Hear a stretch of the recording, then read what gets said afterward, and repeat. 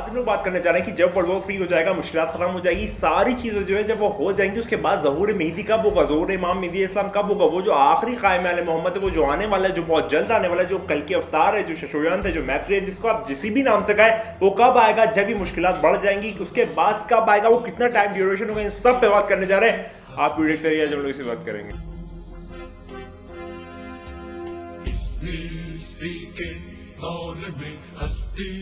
बात का आगाज करते हैं। आज हम लोग बात करने जा रहे हैं कि जब ज़हूर इमाम मेहदी इस्लाम होने वाला होगा, उससे पहले जो चीज़ें हो जाएंगी, उसके बाद वो कितना अरसे की ड्यूरेशन होगी, वो कितना टाइम पीरियड होगा, वो कितना ज़्यादा आप कह सकते हैं स्पेस और गैप होगा बीच में, जब मुश्किलात के बाद ज़हूर इमाम मेहदी इस्लाम हो जाएगा। ये जो बात है, ये मैं थोड़ा सा आज आप कह सकते हैं फिगर्स के साथ करूंगा और जो रिवायात है उसके बेसिस पे करूंगा कि 11th इमाम इमाम हसन अस्कर इस्लाम, जो कि वालिद कायम आले मोहम्मद, यानी कि उनके फादर, उनके डैडी, उनके पापा हैं, उन्होंने क्या फरमाया था इस रिलेशन में, वो कौन सी एक रिवायत है जो मैं आपके सामने आज बताने जा रहा हूँ, जो कि बताती है कि आखिर कब जब मुश्किलात बढ़ जाएंगी और वो किस तरीके से सिग्निफाई किया गया, उन सब पे बात करने जा रहे हैं। तो चलिए बात का आगाज़ करते हैं। और ये बहुत इंटरेस्टिंग बात है जो मैं आपको बताने जा रहा हूँ, और अभी तक मैंने इस बारे में कहीं भी तस्करा नहीं सुना। किताबों में जो बहुत कदीम ज़माने की किताबें हैं, स्पेशली उस किताबों में ये सारी चीज़ें मौजूद है। आज की किताबों में आपको ये चीज़ें नहीं मिलेंगी देखने को। तो चलिए बात का आगाज़ करते हैं। तो इमाम हसन अस्कर इस्लाम जो है, उनकी एक राइटिंग, उनकी एक फतूहात, उनकी एक राइटिंग में ये चीज़ पाई गई। उनका कोई आप कह सकते हैं एक नोट होगा उनके कहीं किताब में, कोई पर्सनल चीज़ में उनका ये एक नोट पाया गया, जो कि मैं आपको आज बताने जा रहा हूँ। वो नोट क्या है उसके बारे में सुनिए। और नक्श कदम पे प्रॉफिटहुड और विलायत के, यानी कि उस नक्श कदम पे प्रॉफिटहुड, यानी कि आप कह सकते हैं रसालत, यानी कि सरकार दो आलम सल्लल्लाहु अलैहि वसल्लम की प्रॉफिटहुड, और विलायत यानी कि अमीरुल मोमिनीन की विलायत, इसके नक्श कदम पे चलते हुए, यानी कि ये चीज़ का आगे बढ़ते हुए जो सिलसिला ये चलता चला आ रहा है, और अब हम इस एपिटोम पे पहुंच गए, इस रियलिटी पे पहुंच गए, इस सच्चाई पे पहुंच चुके हैं कि अब यहाँ पर इसके आगे मौला क्या फरमाते हैं, मतलब उनके फतूहात में क्या लिखा है, मैं वो बताने चाह रहा हूँ। ठीक है, इतना आपको समझ में आया कि जो नक्श कदम है, यानी कि जो प्रोसेस है विलायत का और रसालत का, यानी कि सरकार दो आलम सल्लल्लाहु अलैहि वसल्लम की रसालत और मौला कुल कायनात अमीरुल मोमिनीन की विलायत, इसके जो नक्श कदम पे चीज़ें चलती हुई आ रही हैं, यानी कि जो अव्वल मोहम्मद है उससे चलती हुई औसतन मोहम्मद और चलते चलते आखिरी मोहम्मद में जो चीज़ें आ रही हैं, वो अब अपनी हाई पीक ऑफ रियलिटी इस पे पहुंच चुकी है, यानी कि वो अपनी सच्चाइयों पे पहुंच चुकी है, यानी कि वो अपनी असलियत पे पहुंच चुकी है। आगे मौला जो लिख रहे हैं वो ये इस तरीके से लिखते हैं, बहुत इंपॉर्टेंट लाइन है यहाँ पर, आपको सबसे ज़्यादा फोकस और सबसे ज़्यादा आपको ध्यान से सुनना है, तवज्जो से सुनना है। तो यहाँ पर मौला फरमाते हैं, मतलब लिखा हुआ जो है वो कुछ इस तरीके से लिखा है कि एक स्प्रिंग, यानी कि एक फव्वारा, या फिर आप कह सकते हैं एक पानी का स्रोत, एक पानी का सोर्स जो है, जो कि ज़िंदगी देने वाला पानी का स्रोत होगा, यानी पानी का फोर्स होगा, वो बर्स्ट आउट होगा, यानी कि एक ऐसी नदी या एक ऐसा लेक जो है वो बर्स्ट आउट होगा। ये थोड़ा सा लिटरेचर की ज़बान है, तो इसको आप ऐसा मत समझ लीजिएगा, उसके फॉर्मेशन में क्या कहना चाह रहे हैं उस पर मैं अभी आपको बताऊंगा। एक ऐसा पानी का आप कह सकते हैं सोर्स जो है वो निकलेगा, वो ऐसे बर्स्ट होगा जो कि ज़िंदगी देने का लाइफ सोर्स होगा, और वो इतनी तेज़ी से, इतने फोर्स से ज़्यादा निकलेगा उस वक्त जब जो मुश्किलात है, जो परेशानियाँ हैं, वो बुरी तरीके से चीज़ों को जला रही होंगी। सारी मुश्किलात परेशानियाँ जो है वो सारे लोगों को, जितने भी उस टाइम पे एग्जिस्ट करते होंगे, उनको मुश्किलात जला रही होंगी, बर्बाद कर रही होंगी। वो जो कैलामिटीज़ और परेशानियाँ, और आप कह सकते हैं एक अजीब सा आलम जो बन चुका होगा, उस वक्त जो आग है वो सब चीज़ों को जला रही होगी, तबाह कर रही होगी, बर्बाद कर रही होगी। उस वक्त जो है एक पानी का फव्वारा जो है वो एक बहुत ज़्यादा तेज़ी से बर्स्ट आउट होगा, जो पूरे लोगों के लिए एज एन लाइफ सेविंग साबित होगा। यहाँ पर वो मौला फरमाते हैं, और वो जो साल होंगे वो इक्वल होंगे। वो बॉस, अब यहाँ सुनिएगा, बहुत ध्यान सुनिएगा, बहुत कॉम्प्लेक्स बात है, लेकिन मैं बहुत इजी करके आपको बता रहा हूँ। वो यहाँ फरमाते हैं कि वो जो साल होगा वो इक्वल होगा न्यूमेरिकल वैल्यूज़, यानी कि अबजद वैल्यूज़ आप कह सकते हैं, जो अरबिक न्यूमरोलॉजी है उसका यहाँ पर इस्तेमाल किया गया। मैं इसके ऊपर मुकम्मल वीडियो बना चुका हूँ कि सारे अल्फ़ाबेट्स जो है उसकी एक न्यूमेरिकल वैल्यू दी गई होती है, और उसके बेसिस पे हम लोग कैलकुलेट करते हैं सब टोटल, जिसके बेसिस पे हम लोग जो रिजल्ट है वो सर्च करते हैं या फिर उसको अखज़ करते हैं। तो यहाँ पर मौला फरमाते हैं कि उसके बाद, यानी कि जब बहुत ज़्यादा मुश्किलात बढ़ जाएंगी, उसके बाद जो है एक पानी का फव्वारा जो है वो पूरी चीज़ों को एज ए लाइफ सेविंग साबित होगा, और वो उस जो साल है वो किसके इक्वल होगी, यानी कि कितने साल के इक्वल होगा, वो इक्वल होगा अलिफ लाम मीम ताहा और तासीन, यानी कि ये तीन जो हरूफ मुक़त्तआत है जो कुरान की डिस्जॉइंट लेटर्स है, यानी कि जो लेटर्स जो कि मिला के नहीं हम लोग पढ़ते हैं, अलग अलग पढ़ते हैं, जिसको हम लोग डिस्जॉइंट लेटर्स या फिर अरबिक में हरूफ मुक़त्तआत कहते हैं, वो है अलिफ लाम मीम ताहा या तासीन। इन तीनों के इक्वल होगा और उसके बाद जब ये पास हो जाएंगे तब वो जो पानी का फव्वारा है वो आएगा। अब आप यहाँ बहुत ध्यान से बात सुनिएगा, ये कहना चाह रहे हैं कि मुश्किलात जब आ जाएंगी उसके बाद, मुश्किलात के बाद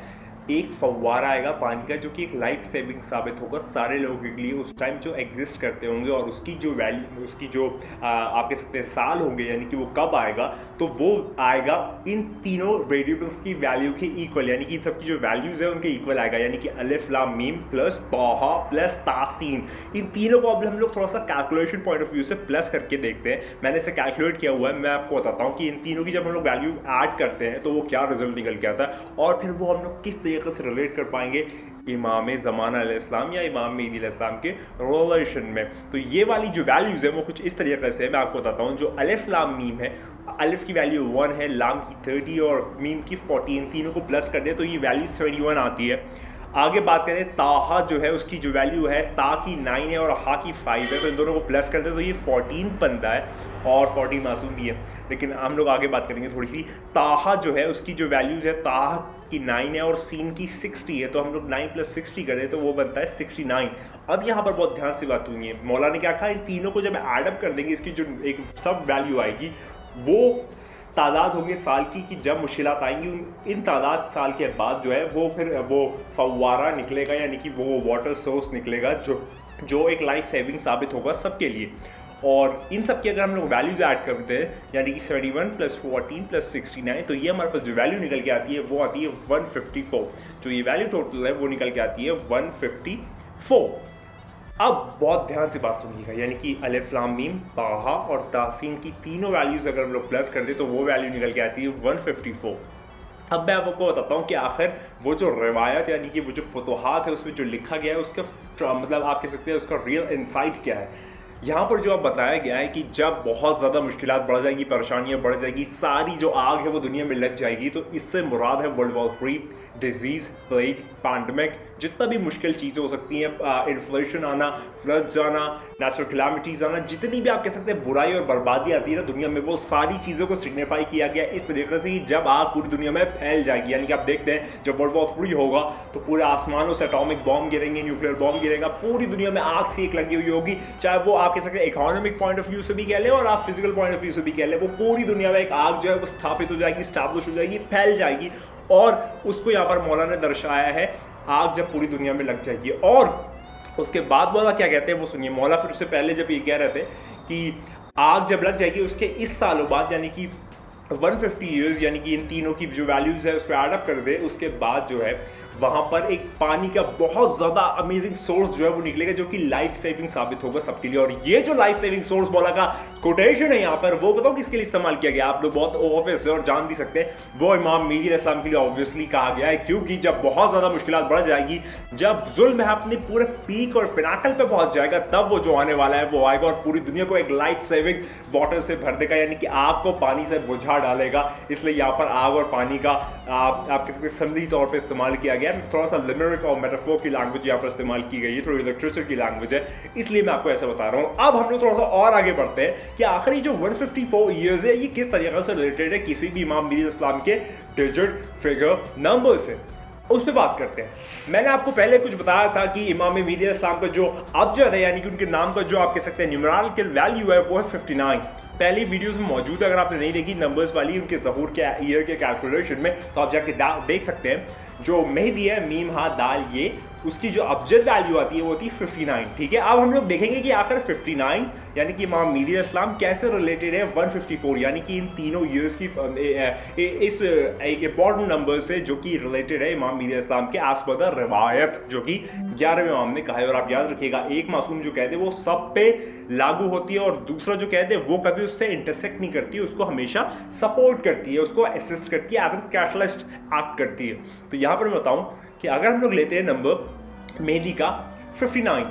अब मैंने आपको सिखाया था ज़ाहिर और बातिन, दो चीज़ें। ज़ाहिर यानी कि जो सामने आपको नज़र आ रहा है, बातिन यानी कि जो उसका पीछे का है। एक मुकम्मल इंसान फ़कत ज़ाहिर नहीं होता, बातिन में भी होता है। यानी कि अगर आपको मुझको कंप्लीटली जानना है तो आपको सिर्फ मेरा फिजिकल स्ट्रक्चर नहीं देखना होगा, बल्कि आपको मेरा अंदर से भी मैं कैसा हूँ वो देखना होगा, और बाहर से ज़ाहिरी तौर पे कैसा नज़र आ रहा हूँ वो तो आप देख ही रहे हैं। तो जब आप अंदर और बाहर दोनों चीज़ें जान जाएंगे तो वो मेरी रियलिटी बनती है, यानी कि वो मेरी सच्चाई बनती है, वो मेरी असलियत है, हकीकत है। ठीक है, उसी तरीके से किसी भी पर्सनालिटी को हम देखते हैं तो ज़ाहिर और बातिन दोनों को मिला के देखते हैं।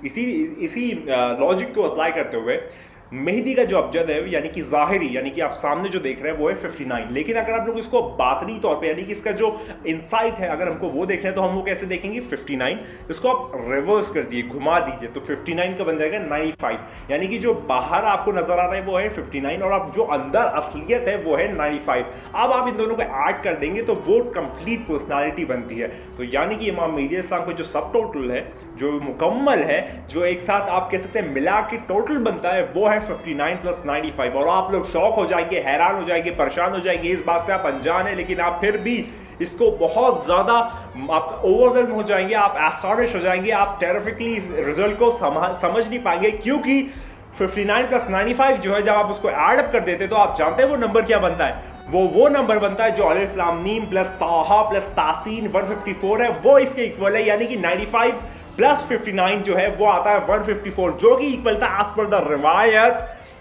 अलिफ लाम मीम ताहा और तासीन। यानी कि जो 11वें इमाम ने कहा था वो 12वें इमाम पे लागू हो रहा है, ना कि उनसे इंटरसेक्ट कर रहा है, बल्कि आप कह सकते हैं सपोर्ट कर रहा है। यानी कि जो मेहदी है, जो आखिरी जमाने में आने वाला वो आखिरी डिवाइन आदमी है, जो कि हर रिलीजन में लिखा गया है, कल की अफ्तार, शशोयान, मैथपिया, कुछ भी कह लें, उसका जो ज़ाहिर है 59 प्लस बातिन जो है वो है 95। इन दोनों को ऐड कर देते हैं तो वो जाके 154 ईयर्स बनता है। तो ये डायरेक्ट रिलेशन बन रहा है इस रवायत यानी कि इस थ्योरी का प्रैक्टिकली नंबर्स के साथ। ये रिलेशन मैंने आपको सामने दिखा दिया, आप समझ सकते हैं कितना शॉकिंग रिजल्ट है। यानी कि अलिफ लाम मीम ताहा और तासीन जो है, जो कि वैल्यू 31 प्लस 14 प्लस 69 है, उसका जो सब टोटल है वो 154 आ रहा है, जो कि इक्वल है ज़ाहिर और बातिन मेहदी के, यानी कि 59 प्लस 95 यानी कि 154। आप देख सकते हैं कितना अमेजिंग रिजल्ट आ रहा है। तो यहाँ पर हमने जैसे बात की है कि 2023 में इंशाल्लाह ताला आप दुआ कीजिए इमाम मेहदी इस्लाम को ज़रूर हो जाए, उसमें भी ये कहीं ना कहीं रिलेटेड होगा। और बहुत सारे मेरे पास और रिजल्ट्स हैं जो मैं 154 से रिलेट आपको करके बता सकता हूँ, लेकिन वीडियो बहुत ज़्यादा लंबी ना हो जाए इसलिए उसको बहुत ज़्यादा लंबा नहीं करेंगे। लेकिन हाँ, एक बोनस में लास्ट एक और चीज़ बता दूँ जो कि आपको मज़ा आ जाएगा सुन के, कि अल्लाह का जो अबजद है, जो अल्लाह है, यानी कि जो अल्लाह है, जिसका आलम हर जगह हु है, यानी कि हु की जो तकरार है, पुकार है, उसका जो वाइब है पूरी दुनिया में, पूरे कायनात में गूंज रहा है। तो अल्लाह का जो अबजद है वो है 77। और अल्लाह यानी कि हम उसको दो बार तकरार करें, अल्लाह तकरार में ताकत है, इसलिए अगर मैं दो बार तकरार करूं अल्लाह प्लस अल्लाह, यानी कि अल्लाह का अबजद जो है वो है 77 प्लस अल्लाह का जो अबजद है वो है 77। तो जब 77 प्लस 77 करते हैं तो वो आता है 154। ये भी डायरेक्टली इक्वल है 154 के, यानी कि अल्लाह और अल्लाह का जो आलम पूरी दुनिया में गूंजेगा, ज़ाहिरी तौर पे, बातनी तौर पे तो हर जगह पर मौजूद ही है, वो आएगा तब जब कायम आले मोहम्मद आ जाएगा, जिसका ज़ाहिर और बातिन जो है वो 154 के इक्वल है। और ये जाके रिलेट करता है 11वें इमाम की उस रिवायत से, जो कि कहते हैं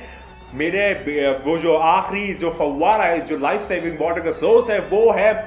अलिफ लाम मीम ताहा और तासीन की न्यूमेरिकल वैल्यू के इक्वल, यानी कि अबजद वैल्यू के इक्वल। यानी कि मैं आपको तीन रिजल्ट्स को एक साथ कंबाइन करके आपके सामने मैं पेश कर रहा हूं, आपके सामने दे रहा हूं, आपको ये दिखा रहा हूं, जता रहा हूं, बता रहा हूं कि समझ जाओ लोगों कि वो आने वाले, वो बहुत जल्द आने वाला है। बस मेरी यही एक जो जितनी भी कुव्वत है, ताकत है, इस पर यही तकरार करता रहता हूँ कि अब वो आने वाला है, वो बहुत जल्द आने वाला है। सारे रिलेशन, सारे फॉर्मेट, सारे आप कह सकते हैं अटेंशन उसी पे अभी मौजूद है। सारे लोग यही कह रहे हैं, जितने भी हिंदुइज्म वाले लोग हैं आप लोग दुआ कीजिए कल की अफ्तार आ जाए, जितने भी आप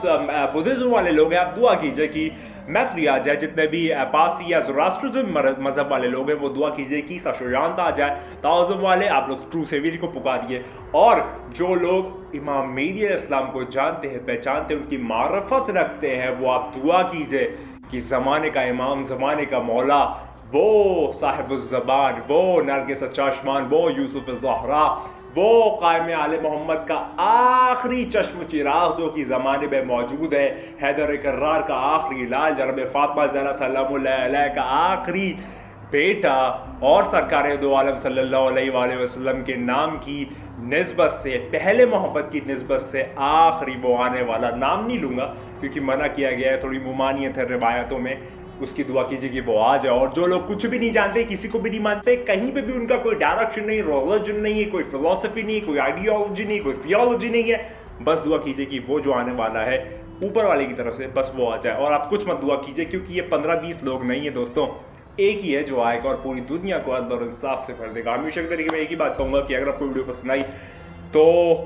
शेयर वेयर तो चलो करना है करो, नहीं करना नहीं करो, लेकिन लोगों को जागरूक करो, मतलब अपने बातों से ही कर दो, वीडियो ना दिखाओ चाहो तो, लेकिन अपने बातों से, अपने आप एक्शन से, अपनी आप कह सकते हैं अपनी पर्सनालिटी से ये दुआ करवाओ लोगों से, और खुद भी दुआ करो कि वो जो आने वाला है वो बहुत जल्द आने वाला है, तो दुआ कीजिए वो आने वाला है। याद रखना कि तुम सारे के सारे लोग जो हो नहीं हो, बस वही है, तू नहीं है, बस वही। हमेशा की तरह खुदा को याद करो यार, खुदा को याद करो। खुदा हाफिज़। दे हमको ख्वाब से छुटकारा इस वहशत से दे।